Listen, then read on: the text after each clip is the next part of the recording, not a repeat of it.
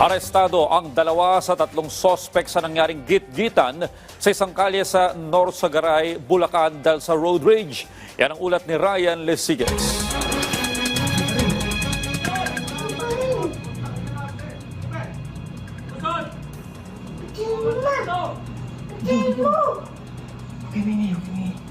Hapon nitong Mayo 3 nang makuna ng video ang tila pag-aamok ng mga lalaking ito sa labas ng isang bahay sa Norsagaray, Bulacan. Hindi ako pwede makatulong, hindi ako pwede makatulong.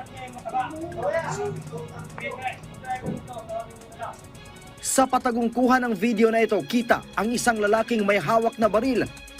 Habang ang isa naman ay paulit-ulit na kinakalampag at pilit na pinalalabas ang may-ari ng puting SUV.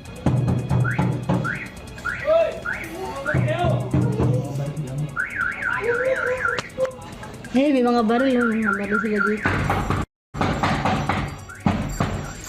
Paikot-ikot din sa lugar ang iba pang kasamahan ng mga ito na tila ba may hinahanap. Sabi ni Bulacan Police Provincial Office Director, Police Colonel J. Baybayan, road rage ang pinagmulan ng insidente. Nag-ugat ito matapos na magkagitgitan ng SUV at motorsiklong minamaneho ng 2 sospek.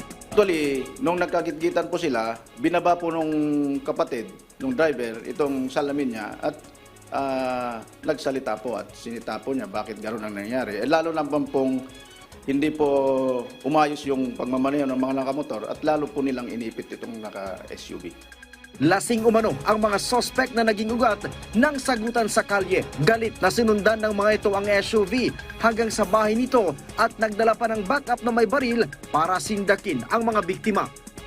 Ngunit hindi po umayon itong 2 suspect, umalis po sila at akala po naman itong mga biktima ay okay na po yung insidente.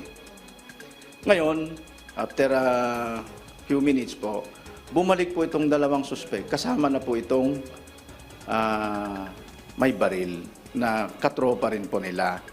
Agad namang naaresto ng mga pulis ang 2 sa 3 sospek. Nasampahan na rin ang mga ito ng karampatang kaso. Sa isinagawang verifikasyon ng PNP Firearms and Explosive Office, napagalamang walang license to own and possess at walang rehistro ang baril ng sospek. Tinutugis na rin ng Bulacan Police ang ikatlong sospek na may hawak na baril sa video. Ryan Lesiges para sa Pambansang TV sa Bagong Pilipinas.